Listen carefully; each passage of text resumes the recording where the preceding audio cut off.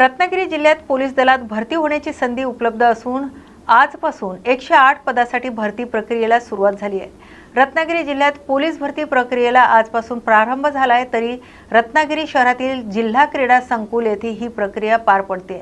एकूण 100 पोलीस शिपाई आणि 8 चालक अशा 108 पदासाठी ही भरती होते। या पदासाठी राज्यभरातून तब्बल 6479 उमेदवारांनी अर्ज केले आहेत। पहाटेपासूनच उमेदवारांची उपस्थिती दिसून आली आहे, तर शारीरिक चाचण्या आणि इतर आवश्यक प्रक्रिया पारदर्शक पद्धतीने राबवण्यात येत असल्याची माहिती प्रशासनाकडून देण्यात आली आहे। भरती प्रक्रियेदरम्यान कायदा आणि सुव्यवस्था राखण्यासाठी तसेच शिस्तबद्ध नियोजनासाठी आवश्यक व्यवस्था करण्यात आल्याचंही सांगण्यात आलं आहे। भुसावळ तालुक्यातील वरणगाव नगरपालिकेची निवडणुकीनंतरची पहिली सर्वसाधारण सभा आज पार पडली आहे, ज्यामध्ये विविध विषयावर चर्चा होऊन काही महत्त्वाच्या ठरावांना मंजुरी देण्यात आली आहे। जळगाव जिल्ह्यातील भुसावळ तालुक्यातील वरणगाव नगरपालिकेची निवडणुकीनंतरची पहिली सर्वसाधारण सभा आज पार पडली, ज्यामध्ये विविध विषयांवर चर्चा होऊन काही महत्त्वाच्या ठरावांना मंजुरी देण्यात आली। जळगाव जिल्ह्यातील भुसावळ तालुक्यात वरणगाव नगरपालिकेची पहिली सर्वसाधारण सभा आज आयोजित करण्यात आली। अपक्ष लोकनियुक्त नगराध्यक्ष सुनील काळे हे पीठासीन अध्यक्ष म्हणून उपस्थित होते। सभेदरम्यान विविध विषयांवर सविस्तर चर्चा झाली। नगराध्यक्षांसमोर असलेले बहुतांश नगरसेवक विरोधी भूमिकेत असल्याचं काही विषयांना नामंजुरी देण्यात आली, तर शहराच्या दृष्टीने महत्त्वाच्या मानल्या गेलेल्या विषयांना मंजुरी देण्यात आल्याची माहिती देण्यात आली आहे। सभेतील चर्चेमुळे आगामी काळात नगरपालिकेच्या कामकाजाची दिशा स्पष्ट होणार असल्याचं सांगण्यात आलंय।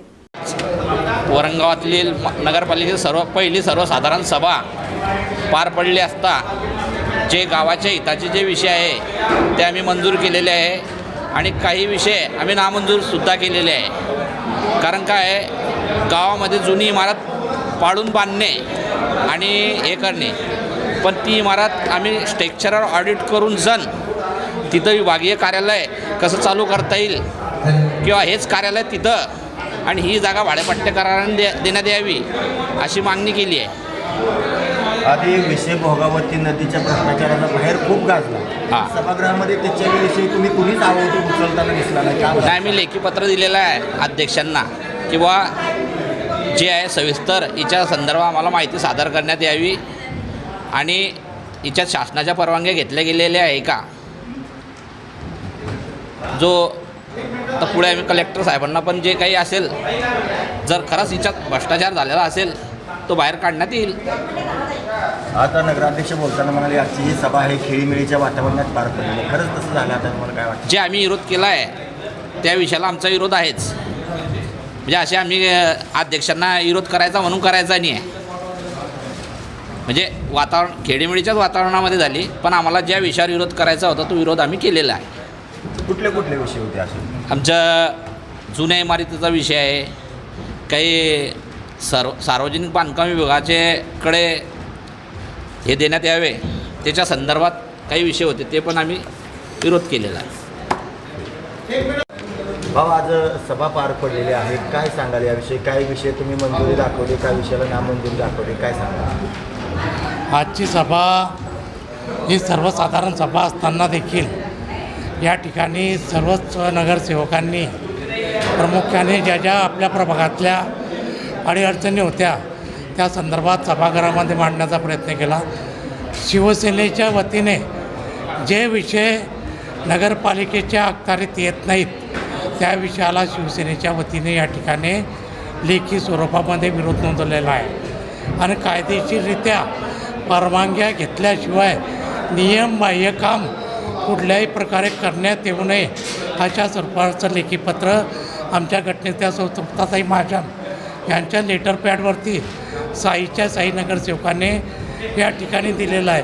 निश्चितच जे काही विकास कामं असतील त्यांना शिवसेनेचा पाठिंबा आहे, होता आणि राहील, परंतु नियमबाह्य कामं या सभागृहामध्ये मंजूर केल्या जाणार नाही या संदर्भामध्ये आम्ही आमची भूमिका शिवसेनेच्या वतीने या ठिकाणी मांडलेली आहे।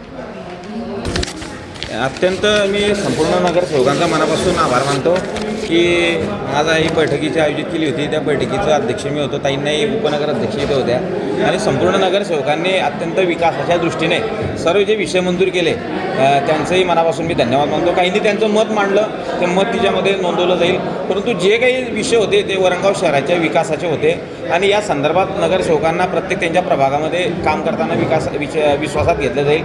सन्माननीय आमदार महोदय असतील, राज्याचे मंत्री आदरणीय सावकारे साहेब असतील, खासदार महोदय असतील, राज्य क्रीडा मंत्री, या सर्वांना एकंदरीत त्यांचा सन्मान कसा राखला जाईल नगरपालिकेच्या नुसार प्रोटोकॉलनुसार हे सुद्धा त्या माध्यमातून तिच्यामध्ये त्यांचा सन्मान राखला जाईल.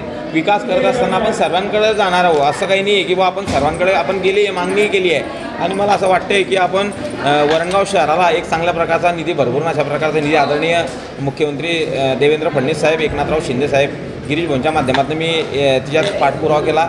मला असं वाटतं की हा एक विषय जो आहे तो मार्गी लागेल. सावकारे साहेबांनी काहींना हो सांगितलेलं आहे, त्याकरता मी त्यांचंही मनापासून आभार मानतो.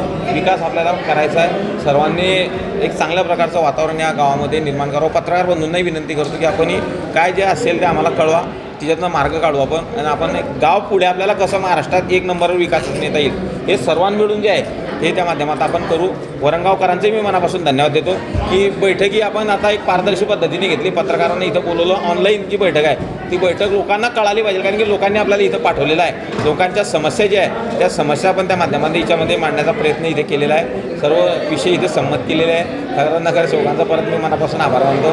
सर, बाहेर अशी चर्चा होती की सभा गाजणार आहे, घेराव घालणार आहे, वादळी सभा ठरणार आहे, पण एकदम खेळीमेळीच्या वातावरणात झाली. तुम्हाला सगळ्यांनी सहकार्य केलं सर्व नगरसेवकांनी. सर्व सुज्ञ नगरसेवक आता उपनगर अध्यक्ष सिनियर आहे, गटनेता या शेजारीच बसले असं काही विषय नाही आहे.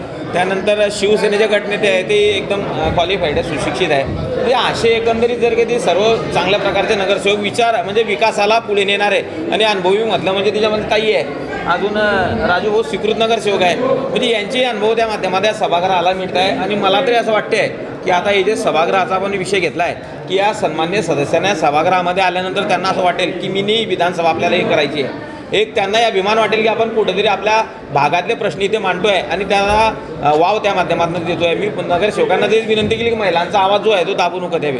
त्या महिलांनी त्यांच्या समस्या इथे मांडल्या गेल्या पाहिजे. वारंवार जर कधी एकच व्यक्ती जर कधी बोलत असेल तर त्या बाकीच्या नगरसेवकांवर अन्याय होतो. त्याकरता नगरसेवकांनाही विनंती आहे की आपण जर कधी आपल्या पद्धतीने जर कधी मांडत गेले आपल्या प्रभागातलं तर मला असं वाटतं की त्या सर्वांना न्याय याच्यामध्ये देता येईल. आणि सर्व सदस्य मला असं वाटतं 21चे 21 सदस्य आणि 22 ते 20 हे सर्व सदस्य आनंदी आहे आजच्या याच्यातनं. आपल्याला त्यांच्या प्रत्येकाला विकासच करायचा आहे, गावास पुढे न्यायचा आहे. आणि मी तरी जे आहे की वरणगाव हाच माझा वार्डन गाव आहे, त्याकरता सन्मान्य सदस्य सांगतात याचे कामं आपल्याला घेण्यात आहे. काही आकस वगैरे काही विरोध वगैरे न ठेवताना एक चांगल्या प्रकारचं मॉडेल आपल्याला वरणगाव शहरी नक्कीच या महाराष्ट्रात जे जामनेर 1 नंबर आहे तर 2 नंबर आपला कसा त्या माध्यमातून राहील अशा प्रकारचा प्रयत्न आम्ही सर्व मिळून त्या माध्यमातून करू. जालना येथे आयोजित पत्रकार परिषदेत नवनाथ वाघमारे यांनी दावा केलाय की मराठवाड्यात आतापर्यंत 310 कुणबी प्रमाणपत्राचं वाटप झालंय. ही प्रमाणपत्र दबाव आणि कथित भ्रष्टाचाराच्या माध्यमातून काढण्यात आल्याचा आरोप आहे. मराठवाड्यात प्रत्यक्षात कुणबी समाज अस्तित्वात नसून सत्तेचा आणि पैशाच्या जोरावर प्रमाणपत्र मिळवली जात असल्याचा आरोप त्यांनी केलाय. या प्रकरणात सखोल चौकशी व्हावी अशी मागणी त्यांनी केली. राधाकृष्ण विखे पाटील यांच्यावरही त्यांनी टीका केली आहे. प्रमाणपत्र वाटपाच्या प्रक्रियेत राजकीय हस्तक्षेप होत असल्याचा आरोप त्यांनी केलाय. प्रशासनाकडून या आरोपावर अद्याप अधिकृत प्रतिक्रिया आलेली नाहीये. इथंच नसल्यावर पोऱ्यात कुठे येईन अशी परिस्थिती आहे, परंतु हे सुद्धा 300 काही प्रमाणपत्र वाटप झाले हे कुठेतरी जरांगीच्या दबावापोटी आणि जरांगीच्या दादागिरीपोटी प्रशासनातील अधिकाऱ्यांना पैसे देऊन आणि खरं तर हे भ्रष्टाचार करून काढलेले कुणबी प्रमाणपत्र आहेत. हे सुद्धा म्हणजे माझ्या मते 300 सुद्धा नाही, 30 सुद्धा कुणबी प्रमाणपत्र मराठवाड्यात निघू शकत नाहीत. मराठवाड्यात कोणीही कुणबी नाही, परंतु फक्त दादागिरी आणि सत्तेच्या आणि पैशाच्या जोरावर हे कुणबी प्रमाणपत्र काढलेले, बाकी काहीही नाही.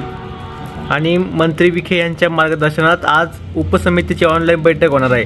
जरांगे यांच्या दबावामुळे होते का? खरं तर मंत्री जातीवादी असणारा राधाकृष्ण विखे हे यांनाच जरांगीच्या दबावापेक्षा यांनाच मराठ्यांना बोगस कुणबी प्रमाणपत्र वाटण्याची जास्त हौस झाली आहे. आणि ओबीसीचं कसं वाटोळं करायचं हे जाणीवपूर्वक विखेंच्या डोक्यात बसलेलं आहे आणि जाणीवपूर्वक विखे ओबीसीचं वाटोळं करण्यासाठी सातत्यानं प्रयत्न करतात. परंतु 2029ला ह्या विखेला आम्ही घरी पाठवण्याशी स्वस्त बसणार नाहीत. ज्या विखेने ओबीसीचं वाटोळं केलं, उपसमितीचे अध्यक्ष झाल्यापासून ओबीसीच्या विरोधात गरळ वाकण्याचं काम, ओबीसीच्या विरोधात निर्णय घेण्याचं काम राधाकृष्ण विखे पाटील करतात. याचं उत्तर आम्ही 2029ला त्यांना नक्कीच देऊ आणि त्याला घराचा रस्ता दाखवू. आणि मराठा समाजाला हैदराबाद गॅजेटियरनुसार कुणबी प्रमाणपत्र देण्यात यावं यासाठी जरांगेने आंदोलन केलं. त्यानंतर सरकारने GR काढत हैदराबाद गॅजेटियर लागू केलं. मात्र मराठवाड्यातल्या 8 जिल्ह्यात कुणबी प्रमाणपत्रासाठी 731 अर्ज दाखल झाले. त्यात केवळ 310 प्रमाणपत्राचं वाटप केलं गेलं. खरं तर कुणबी प्रमाणपत्र मागणीसाठी आपल्याकडे काहीतरी पुरावे लागत असतात आणि कुठलाच पुरावा नसताना मागणी करणं, त्यामुळं कुठेतरी 700 काही प्रमाणपत्राची मागणी झाली, त्यातून 300 काही कुणबी प्रमाणपत्राचं वाटप झालंय.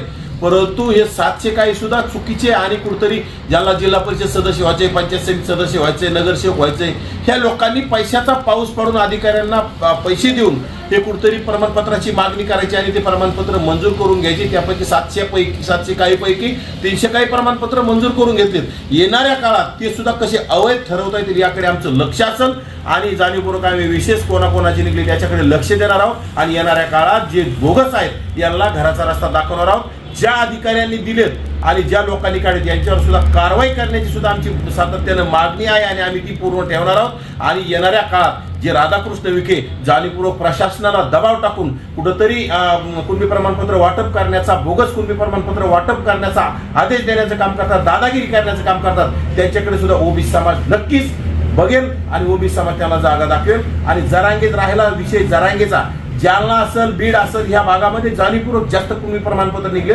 बीड आणि जालन्यामध्ये जरांगेचा दबदबा आहे, जरांगेची दादागिरी आहे आणि त्याच्या जीवावर कुठेतरी अधिकारी त्याला घाबरतात. त्याच्याकडे वाळू माफिया, गुटखा माफिया, मटका माफिया, दादागिरी करणारे गुंड आहेत आणि त्यांच्या माध्यमातून काही अधिकाऱ्यांना धमक्या देऊन हे कुणबी प्रमाणपत्र काढले. परंतु हे पूर्ण अवैध आहे. येणाऱ्या काळात ही दूध का दूध पाणी का पाणी झाल्याशिवाय आम्ही स्वस्त बसणार नाही. नवी मुंबईतील भूखंड वाटपाच्या मुद्द्यावर मंत्री गणेश नाईक यांनी तीव्र नाराजी व्यक्त करत प्रशासनावर प्रश्नचिन्ह उपस्थित केले. गणेश नाईक यांनी सांगितले की नवी मुंबईकरांच्या सुविधांसाठी हॉस्पिटल आणि गार्डनसाठी भूखंडाची मागणी करण्यात आली आहे. मात्र संबंधित भूखंड नागरिकांच्या हितासाठी न देता बिल्डरांना देण्यात आल्याचा आरोप त्यांनी केलाय. या प्रक्रियेत दलालाची भूमिका असल्याचाही दावा केला जातोय. ज्या मंत्रिमंडळात मी आहे त्याच नगर विकास विभागातून असा निर्णय घेतले जात आहेत. याची मला खंत आहे. माझा राग शांत करायचा असेल तर हे भूखंड परत करावेत असंही त्यांनी स्पष्ट केले. महापालिकेचे अधिकारी आणि सिडकोलाही याबाबत सुनावलं असल्याचं त्यांनी नमूद केले. नाईक म्हणाले, मी मंत्री आणि पक्षाचा शिस्तबद्ध कार्यकर्ता आहे, पण जनतेसाठी बोलता येत नसेल, काही मिळून देता येत नसेल तर मंत्रिपदाचा काय उपयोग. मंत्रिपद पक्षाने दिले असले तरी गप्प बसण्यासाठी ते स्वीकारलेलं नाही असंही त्यांनी ठामपणे सांगितलंय. नवी मुंबईतील भूखंड प्रश्नावर आपण आक्रमक भूमिका कायम ठेवणार असल्याचं त्यांनी स्पष्ट केलंय. मागितला होता हॉस्पिटल करता, बागे करता, एखाद्या शाळेकरता, रुग्णालयाकरता, ते पण दिले गेले नाहीत. ते भूखंड बिल्डर लोकांच्या घशात यांच्या दलालाने घातले. मला या गोष्टीची लाज वाटते की ज्या मंत्रिमंडळामध्ये मी आहे त्या मंत्रिमंडळामधल्या नगरविकास खात्याच्या लोकांनी अशा प्रकारचं कर्मदरिद्रीपणा केला.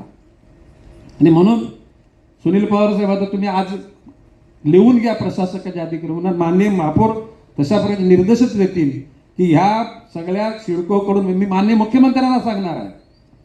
माझा जर राग जर शांत व्हायची तुमची इच्छा असेल तर त्या ठिकाणी सिडकोकडून MIDC कडून नवी मुंबई महापालिकेला विकासाकरता, जनतेच्या हिताकरता जे भूखंड देऊ घातल्यात ते लगेच देण्याची व्यवस्था करा.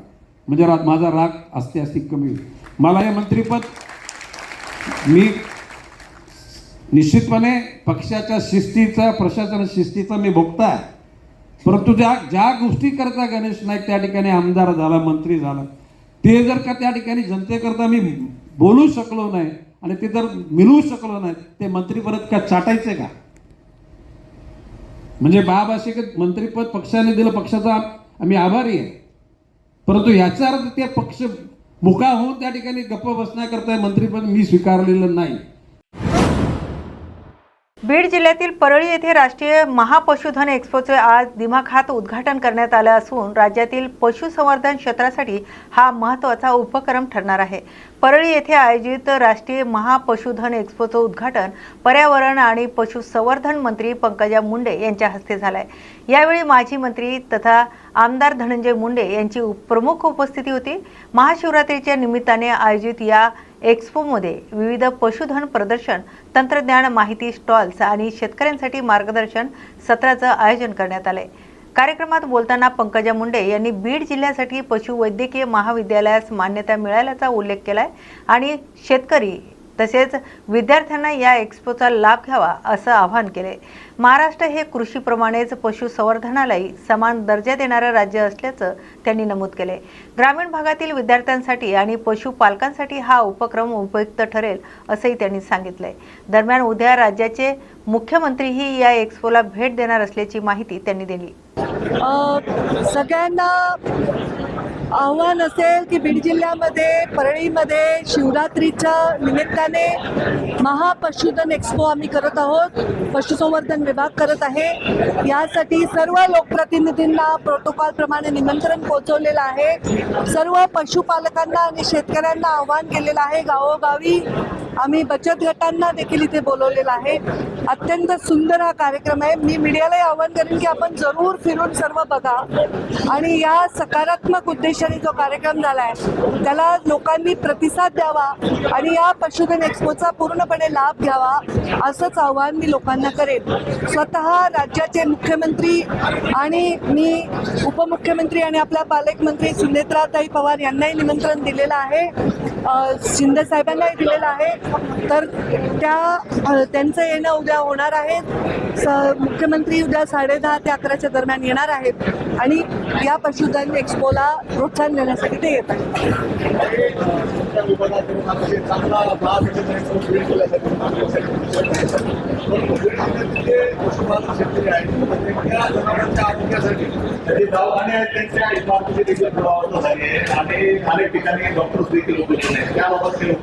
आपण जेव्हा आपल्याला चांगलं लक्षात असेल, जेव्हा मी ग्रामीण विकास मंत्री झाले होते तेव्हा प्रीतमताई खासदार होत्या, तेव्हा आपल्याकडे रस्त्यांची काय अवस्था होती. तर तेव्हा नॅशनल हायवे, स्टेट हायवे आणि मुख्यमंत्री ग्राम सडक योजना करून रस्त्यांची दुरावस्था दूर केली आहे. तसंच आता पशुसंवर्धन खात्याचे मी मंत्री आहे. तर पशुसंवर्धन खात्याच्या लागणाऱ्या सगळ्या उपाययोजना आम्ही इथे करू, दुरावस्था दूर करू आणि सगळे जे दवाखाने आहेत त्यांना अपग्रेड करू आणि चांगल्या पद्धतीने इथे पशुधनाला आम्ही पूर्णपणे व्यवस्था उपलब्ध करून देऊ. धनुभाऊ पण कृषी मंत्री होते तेव्हाही त्यांनी प्रदर्शन घेतले आणि आम्ही डॉक्टरांची भरती पण करतोय. ती अंतिम टप्प्यात आहे. आजच्या कार्यक्रमामध्ये अजितदादांची देखील आठवण काढली आणि मुंडे साहेबांची देखील आठवण काढली.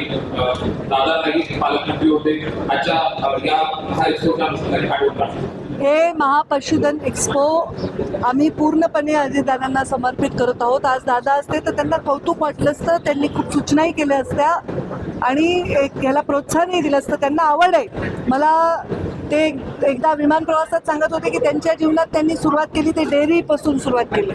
तर त्यांना पशुधनाची आणि वेगवेगळ्या प्रयोगांची आवड होती. तर हे त्यांनाच डेडिकेटेड आहे. काही जे पशु महाविद्यालय परळीमध्ये होते अशी मागणी होती की त्यांना अजितदादा पवार यांचं नाव द्यावं. अशी मागणी आमच्यापर्यंत आली नाही. अशी मागणी असेल तर आम्ही सकारात्मकच विचार. काही छोटासा प्रश्न, गोशाळेला अनुदान मागताय केलं जात नाही. सगळ्या गोशाळा जेवढ्या रेकॉर्डवर आहेत, वैद्य आहेत, त्या सगळ्यांचं अनुदान रेग्युलर जात आहे. पण अनुदान मिळवण्यासाठी जर रजिस्टर होत असतील तर त्यांची तपासणी केल्याशिवाय देणं योग्य नाही. कारण हा पैसा शासनाचा म्हणजे पर्यायाने जनतेचा असतो, तो असाच वाटता येणार नाही. ठीक आहे. छत्रपती संभाजीनगरमध्ये शिपाई पदासाठी होत असलेल्या पोलीस भरतीला मोठा प्रतिसाद मिळालाय. तर 12,027 उमेदवारांनी अर्ज दाखल केले आहेत. शिपाई पदासाठी 12वी उत्तीर्ण ही किमान शैक्षणिक पात्रता असली तरी या भरतीत अभियांत्रिकी, MBA, BCom तसेच कृषी पदवीधर अशा उच्च शिक्षित उमेदवारांचाही सहभाग दिसून येतोय. विद्यार्थ्यांशी संवाद साधताना काहींनी सांगितलंय की AI तंत्रज्ञानाच्या वाढत्या वापरामुळे खासगी क्षेत्रातील संधी कमी होत असल्याची भावना आहे. त्यामुळे स्थिर आणि सुरक्षित पर्याय म्हणून सरकारी नोकरीकडे कल वाढलाय.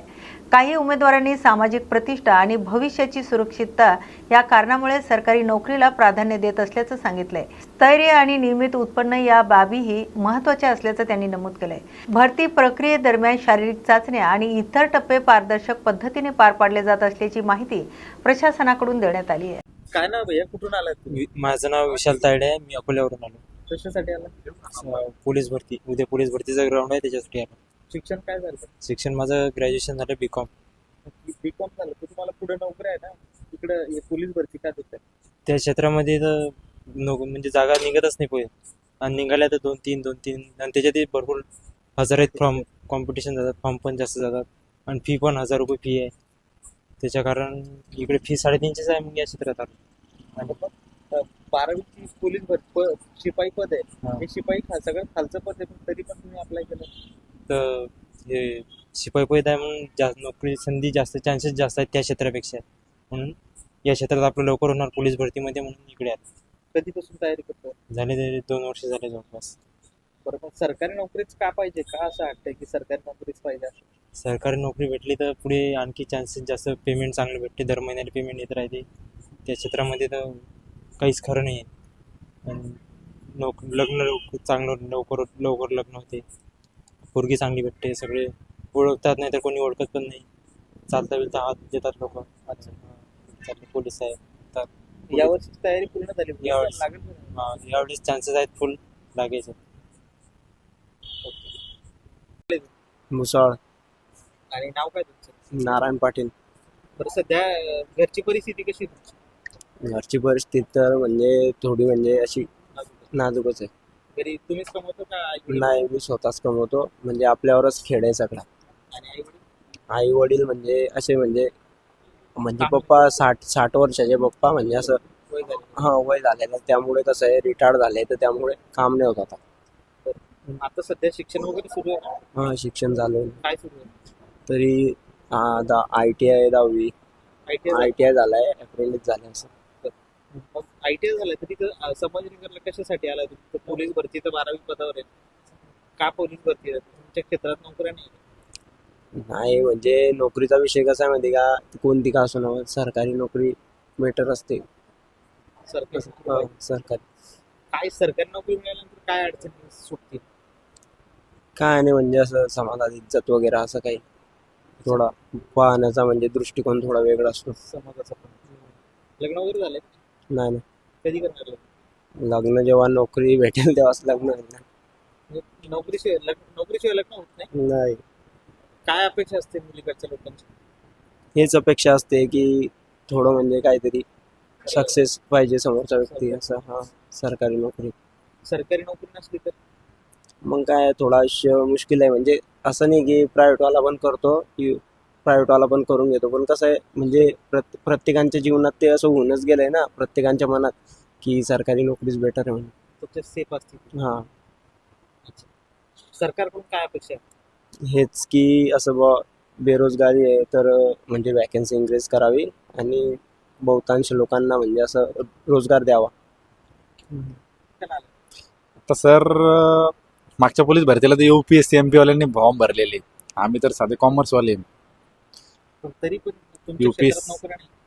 आमच्या क्षेत्रात नोकऱ्या आहेत, पण मग त्या कॉम्पिटिशन पण तसंच आहे, आणि ज्या आहेत त्या एकदम कमी प्रमाणात आहे. पोलीस भरती कशी आता सगळीकडेच झालेली, आणि विशेष म्हणजे हमेशा निघते, नेहमी निघते.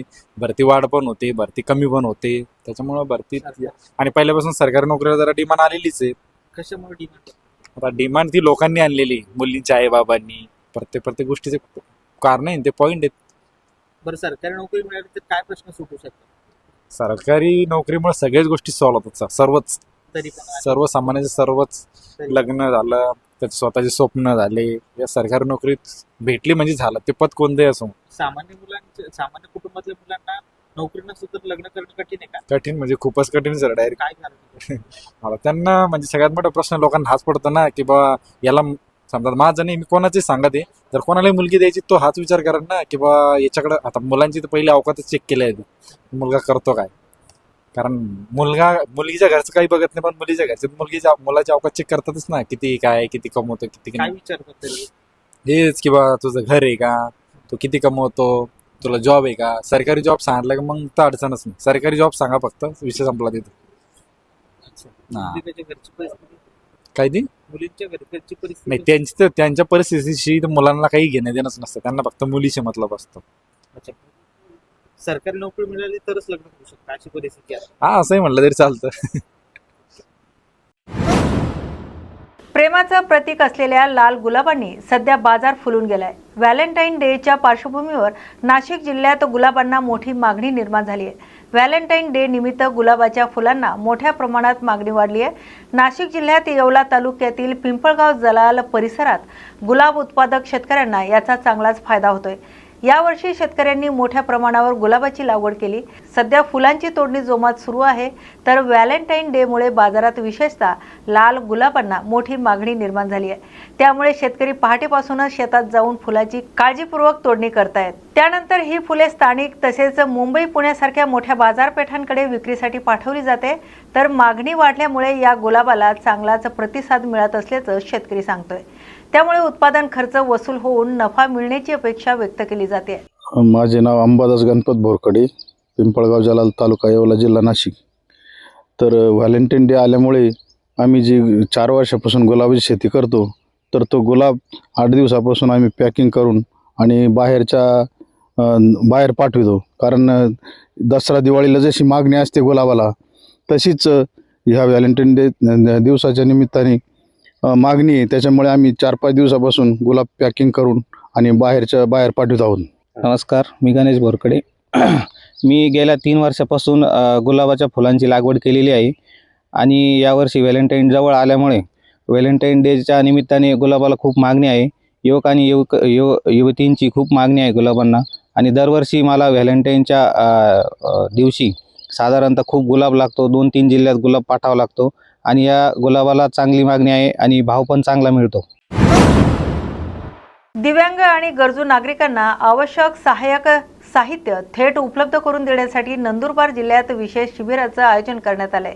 नंदुरबार जिल्ह्यात समाज कल्याण विभाग आणि आमदार चंद्रकांत रघुवंशी मित्रमंडळाच्या संयुक्त विद्यमाने दिव्यांग आणि गरजू नागरिकांसाठी विशेष सहाय्य शिबिर राबवण्यात येत आहे. 17 ते 12 तारखेदरम्यान जिल्ह्यातील सर्व तालुक्यांमध्ये हे शिबिर आयोजित करण्यात येणार आहे.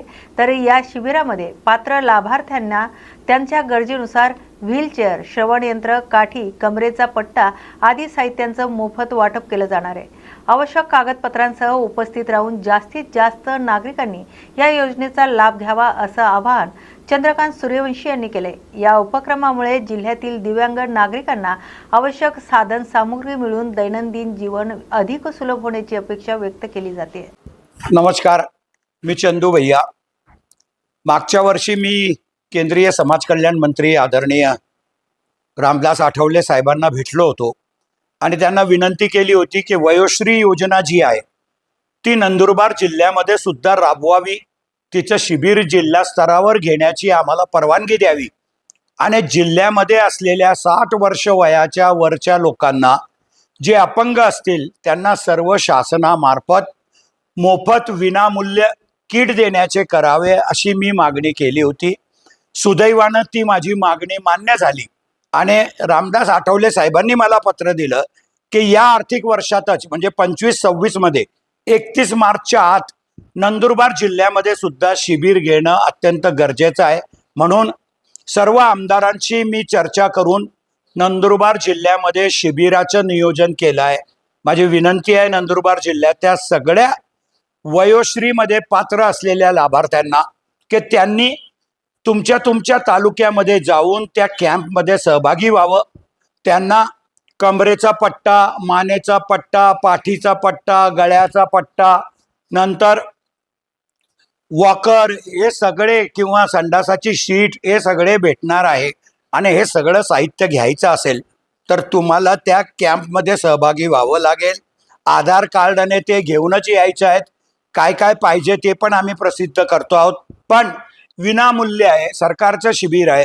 तुमची तपासणी होणार या 17, 18, 19, 20, 21 आणि 22 या 5-6 दिवसामध्ये आणि त्याच्यानंतर पात्र असलेल्या लाभार्थ्यांना 1 महिन्याच्या आत ते किट त्या गावामध्येच देण्याची व्यवस्था आम्ही करणार आहोत. माझी तुम्हाला सगळ्यांना नंदुरबार जिल्ह्याच्या लाभार्थ्यांना विनंती आहे की आपण सर्वांनी या योजनेचा लाभ घ्यावा. केंद्र सरकारची योजना आहे, पण दुर्दैवानं नंदुरबार जिल्ह्यात ती कार्यान्वित होत नव्हती आणि म्हणून आपण प्रयत्न केले आणि त्या योजनेचा लाभ सुद्धा नंदुरबारच्या लोकांना जास्तीत जास्त मिळवून देण्यासाठी मी आणि माझे सहकारी सर्व आमदार प्रयत्न करतो आहोत. माझी विनंती आहे आता की तळोदा तालुक्यामध्ये 17 तारखेला शिबिर आहे. 17 तारखेला माळी समाज मंगल कार्यालयामध्ये शिबिर आहे. त्या शिबिरामध्ये तळोदा तालुक्याच्या सगळ्या लोकांनी सहभागी व्हावं आणि पात्र लाभार्थ्यांना त्या दिवशी त्यांची निवड करण्यात येईल. नंतर शहादे तालुक्यामध्ये 18 तारखेला शिबिर आहे. 18 तारखेला शहादा नगरपालिकेच्या 9 आणि 16 श्रीराम कॉलनी जवळच्या शाळांमध्ये ते शिबिराचं आयोजन करण्यात आलेलं आहे. तसेच अक्कलकुवा तालुक्यामध्ये 19 तारखेला महाकाली मंदिराच्या तिथं आमच्या दादाच्या नेतृत्वाखाली आणि तळोदा आणि शहाद्यामध्ये राजेशदादा पाडवी यांच्या नेतृत्वाखाली शिबिराचं आयोजन आपण केलेलं आहे. धडगावमध्ये सुद्धा 20/2 अध्यापक विद्यालय धडगाव इथं शिबिराचं आयोजन केलेलं आहे. 21 तारखेला नंदुरबारमध्ये यशवंत विद्यालयाच्या ग्राउंडवरती आपण शिबिराचं आयोजन केलेलं आहे आणि 22 तारखेला शिरीष नाईक आणि भरत गावित यांच्या सहकार्याने आपण आदिवासी सेवा सहकारी संस्था सिनियर कॉलेज नवापूर येथे 22 तारखेला शिबिराचं आयोजन केलं आहे. या साहीच्या साही शिबिरामध्ये नंदुरबार जिल्ह्यातल्या सर्व लाभार्थ्यांनी त्याचा लाभ घ्यावा आणि मोठ्या संख्येने 5,000चं उद्दिष्ट आहे आपल्याला. 5,000 लोकांना आपण साहित्य विनामूल्य फ्रीमध्ये निशुल्क देण्याची व्यवस्था केलेली आहे. ही संधी सुवर्ण संधी आहे आणि जिल्ह्याच्या सगळ्या पात्र लाभार्थ्यांनी त्याचा लाभ घ्यावा. माझ्या कार्यकर्त्यांना सुद्धा मी विनंती करेल की आपण राजकीय जीवनामध्ये काम करणारे कार्यकर्ते आहोत. आपण सुद्धा आपल्या गावातल्या जो पात्र असेल, जो म्हातारा असेल, त्याला बिचारायला समजत नाही पण अपंग आहे, हे आहे, चष्म्यापासून सर्व भेटणार आहे, तर त्यांना घेऊन यावं. कानाचे यंत्र भेटतील. एक यंत्र 7-8 हजार रुपयाचं आहे. असे कानातले यंत्र सुद्धा सगळे निशुल्क भेटणार आहेत. माझी विनंती आहे सगळ्या राजकीय जीवनातल्या कार्यकर्त्यांना, तो कोणत्याही पक्षाचा असो, त्यांनी त्यांच्या गावाच्या लाभार्थ्यांना त्या शिबिरामध्ये घेऊन यावे आणि त्याच्या आयुष्यामध्ये एक परिवर्तन घडवण्याचं काम करावं. मी पुनश्च एकदा सगळ्यांना विनंती करतो आणि एक चांगली टीम आपण तयार केली आहे आणि सगळ्या ठिकाणी या शिबिराला यशस्वी करण्यासाठी सर्व आमदारांनी मी प्रयत्न करतो आहोत. जनतेने त्याचा लाभ घ्यावा ही विनंती करतो. धन्यवाद. जय हिंद, जय महाराष्ट्र. नाशिक शहरातील वाहतूक कोंडी कमी करण्याच्या उद्देशाने मिलिंद नगर परिसरात आज महानगरपालिकेकडून अतिक्रमण हटवण्याची कार्यवाही करण्यात आली आहे. नाशिकच्या मिलिंद नगर परिसरातील अनाधिकृत झोपड्यांवर आज महापालिका प्रशासनाने कार्यवाही केली. सकाळपासूनच अतिक्रमण हटवण्याची मोहीम सुरू करण्यात आली होती.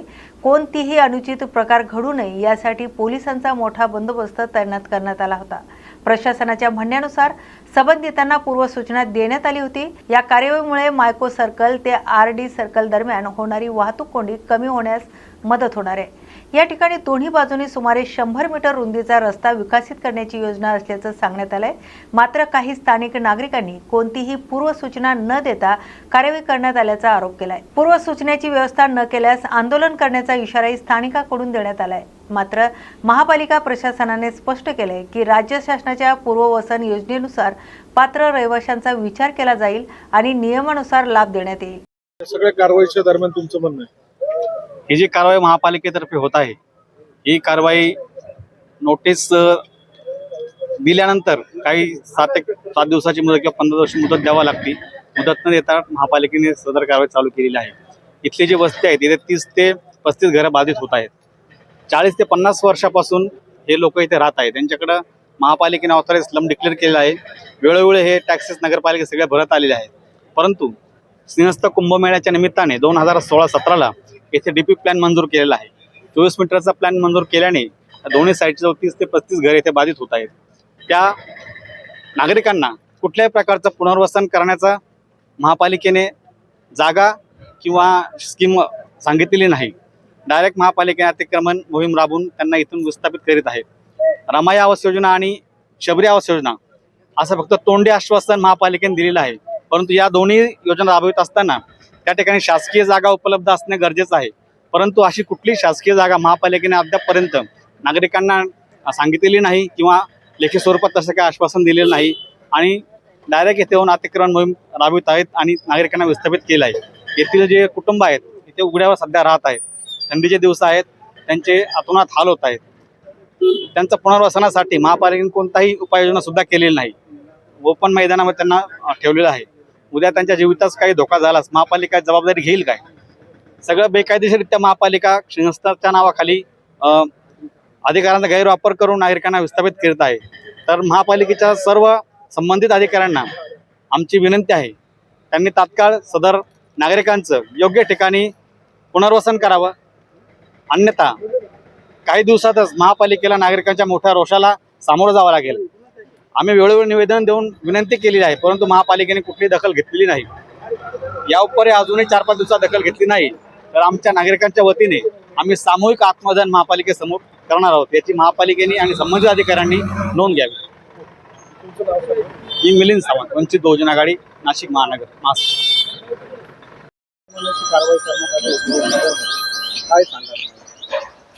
कुंभमेळा प्राधिकरण आणि मनपा यांच्या संयुक्त विद्यमाने आज ब्रिजच्या कामासाठी ही मोहीम हाती घेण्यात आलेली आहे.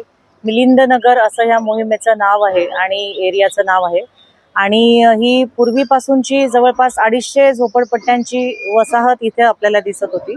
त्याच्यातून जवळपास 27 क्षेत्र बाधित होत होते. त्याच्यामध्ये 8 ते 10 क्षेत्र हे पक्क्या स्वरूपाचे होते आणि मागील 1 महिन्यापासून पोलीस प्रशासन, आमचे नगररचना, बांधकाम हे सर्व विभाग आणि अतिक्रमणची पूर्ण टीम सगळ्यांना काउन्सिलिंग करून प्रॉपर पद्धतीने सर्व नियम सगळं सांगून आखणी करून ही मोहीम राबवत होती आणि आज प्रत्यक्ष कामाला आम्ही सुरुवात केलेली आहे फील्डवर. आता जवळपास 70-80% काम उरकलेलं आहे आणि इथपर्यंत ब्रिज आलेला आहे. ब्रिजची लांबी ही 45 मीटर आहे आणि दोन्ही साईडनी जवळपास 100 मीटरचे रोड्स इथे बांधण्यात येणार आहेत.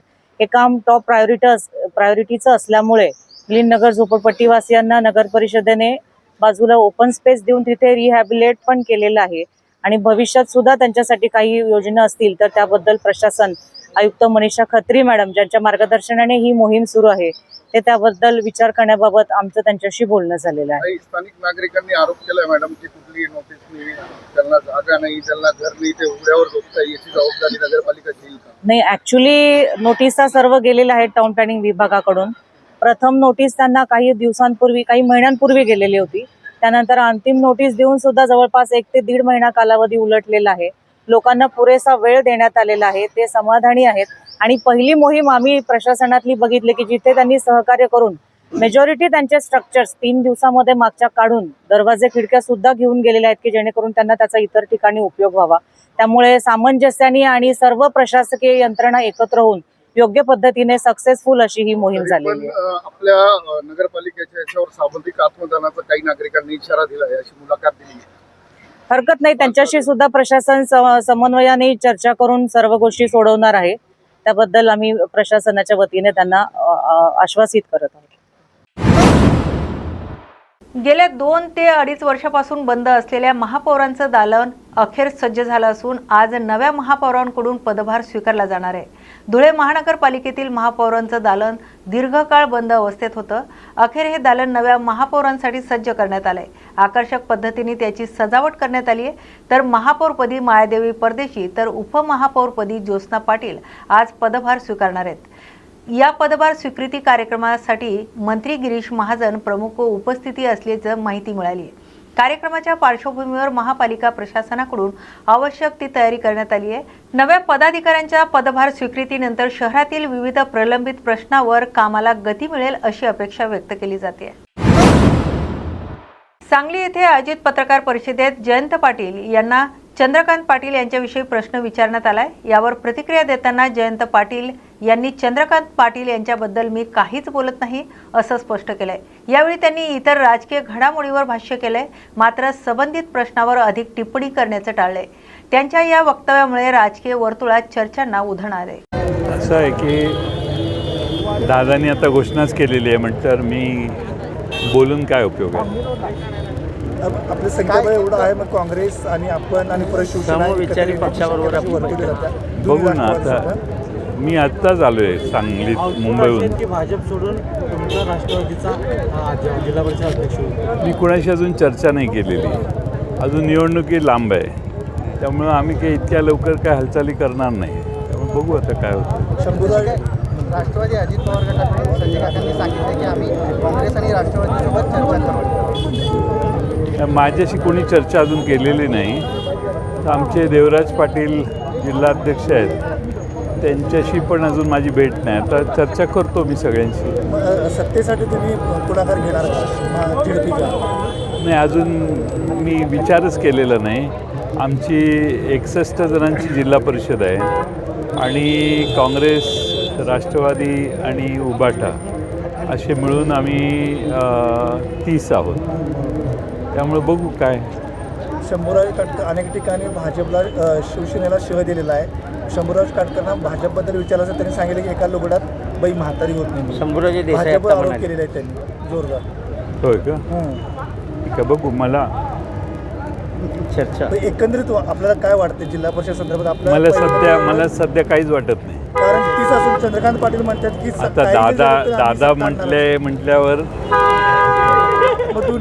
दादांच्या विरोधात मी कधीच काही बोलत नाही. त्यामुळं दादांनी एखादा विधान केलं तर दादांना उत्तर देणं मला योग्य वाटत नाही. दादांची महत्त्वाचं म्हणजे गेले 2 दिवस झाले की रोहित पवार सांगत आहेत की दादांच्या बाबतीत जे काय घडलं तो कट आहे म्हणून त्यांनी नाही. आता चौकशी जी आहे, चौकशी पारदर्शी व्हावी आणि काय आहे ब्लॅक बॉक्स मिळाले तर त्यात काय म्हटलेलं आहे,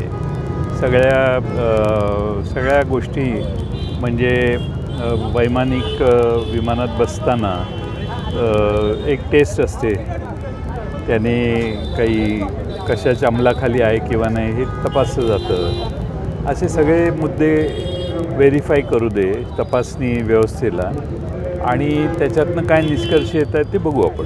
परवा आपण सुनेत्र वहिनींना सुद्धा आपण भेट घेतली. म्हणजे भेट घेतली नेमकं काय? मी त्यांची भेट नाही घेतली. त्या विधानभवनात आल्या त्यावेळी त्यांचं स्वागत केलं. एकंदरीत म्हणजे पॉझिटिव्ह असं म्हणता येईल का? दोन्ही राष्ट्रवादी माझी त्यांची अशी भेट झालेली नाही आणि आम्ही कोणती चर्चा केलेली नाही. कारण वारंवार साहेब पण सांगतात की जयंत पाटील साहेब त्यांच्यासोबत होते. हो, पण आता सध्या त्यांच्या पदभार घेतलेलं आहे, पदग्रहण केलेलं आहे, त्यांचं काम सुरू झालेलं आहे. त्यामुळं त्यांच्या कामाला शुभेच्छा देण्यासाठी मी तिथं हजर होतो. NISA बिझनेस ॲडवायझरी कमिटीची मिटिंगही होती, पण त्यानंतर माझी त्यांची भेट नाही झाली. आमदार सदाभाऊ खोतांनी तुमच्यावर खालच्या दर्जाचे आरोप केलेले आहेत. तुम्ही कटकारस्थान करता, अगदी महाराष्ट्राचे शकुनी मामा सुद्धा आहात अशा पद्धतीने त्यांच्या मुलानं सुद्धा चुकीचे आरोप केलेले आहेत. 137 मतांनी निवडून आलेली लोक किती जोरात बोलतात. बघू आपण. जिल्हा परिषदला करेक्ट कार्यक्रम होणार का? मी आज काय त्याच्यावर बोलत नाही. बघतो ना कारण कोण निवडून आले. अजून निवडून आलेल्या सगळ्यांना भेटतो, त्यांचं काय मत आहे ते चर्चा करतो, मग त्यावर भाष्य करू. चंद्रकांत दादांची भविष्यवाणी खरी ठरेल का? नाही, दादा हे मला माननीयच आहेत, त्यामुळे दादांच्या बद्दल मी काहीच बोलत नाही. आणि ते सगळ्यात मोठं ते माझे हितचिंतक आहेत. दादा अत्यंत धक्कादायक पण तितकेच महत्त्वाची वैद्यकीय घटना छत्रपती संभाजीनगरमध्ये घडली. 60 ग्राम वजनाच्या गर्भपिशवीतून तब्बल 2 किलो वजनाचा 7 गाठी काढत डॉक्टरांनी 48 वर्षीय महिलेचा जीव वाचवलाय. साधारण 60 ते 80 ग्राम वजनाची असणारी गर्भपिशवी आणि त्याच अवयवात तब्बल 7 मोठ्या गाठी, एकूण वजन जवळपास 2 किलो अशी ही गुंतागुंतीची वैद्यकीय घटना जिल्हा रुग्णालयात समोर आली आहे. सतत रक्तस्राव, पोटात वेदना आणि झपाट्याने कमी होत असलेलं हिमोग्लोबिन अशी लक्षणे घेऊन आलेल्या 48 वर्षीय महिलेवर तातडीने उपचार करण्यात आले. तपासणीनंतर गर्भाशयात अनेक मोठ्या गाठी असल्याचं स्पष्ट झालंय. गाठीचा आकार मोठा असल्याने गर्भपिशवीची नैसर्गिक रचना बदलली होती. त्यामुळे शस्त्रक्रिया आव्हानात्मक ठरणार होती. ही गुंतागुंतीची शस्त्रक्रिया स्त्रीरोग तज्ज्ञ आणि जिल्हा शल्य चिकित्सक डॉक्टर कमलाकर मुदखेडकर आणि स्त्रीरोग तज्ज्ञ डॉक्टर स्मिता चव्हाण यांच्या पथकाने यशस्वीरित्या पार पडली. शस्त्रक्रियेदरम्यान गर्भपिशवीतून 7 गाठी काढण्यात आल्यात. शस्त्रक्रियेनंतर महिलेची प्रकृती स्थिर असून पुढील उपचार सुरू असल्याची माहिती डॉक्टर कमलाकर मुदखेडकर यांनी दिली आहे. 7 दिवसापूर्वी आपल्याकडे फुलंब्रीतून एक महिला जिचं वय की 48 वर्ष आहे ती आपल्या रुग्णालयात ओपीडीसाठी म्हणून आलेली होती. तिच्या अंगावर रक्तस्राव होता म्हणून डॉक्टर स्मिता आमचे जे गायनेकोलॉजिस्ट आहेत स्त्रीरोग तज्ज्ञ यांनी तिची तपासणी केली असता तिचं HbA फारच कमी होतं आणि अंगावर रक्तस्राव हे बरेच 1 वर्षापासूनची कंप्लेंट होती. तपासणी केली असता जवळपास पोटामध्ये 20 आठवड्यापर्यंतची गाठ असल्याचा एक अंदाज प्राथमिक अंदाज त्यांना आला. आणि मग सोनोग्राफी केली असता म्हणजे कॉम्प्लिकेटेड फायब्रॉइड त्याला म्हणतो आपण त्याला असे आणि मल्टिपल फायब्रॉइड 7 ते 8 गाठी ज्याला की आपण फायब्रॉइड म्हणतो ते आढळून आल्या. त्यात एक मोठी 7 ते 8 सेंटीमीटरची गाठ अशा 2 ते 3 गाठी होत्या. बाकी काही छोट्या स्वरूपाच्या होत्या.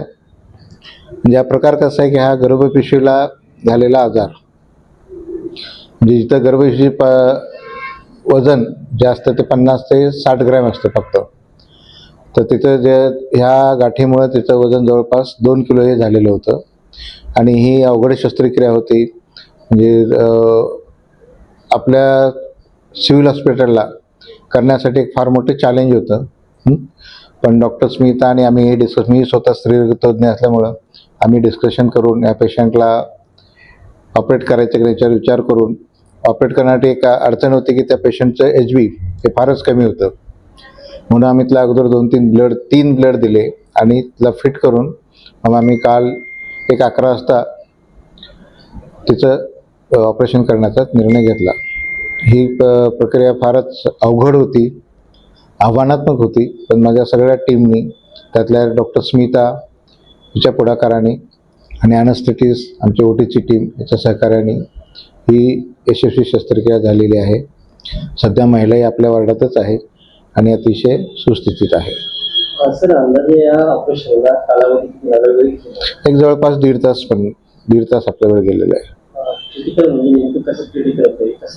क्रिटिकल म्हणजे आता मी काय सांगितलं अगोदर की जिथं गर्भपिशवीचं नॉर्मल गर्भपिशवीचं वजन जे 50 ते 60 ग्रॅम असतं फक्त.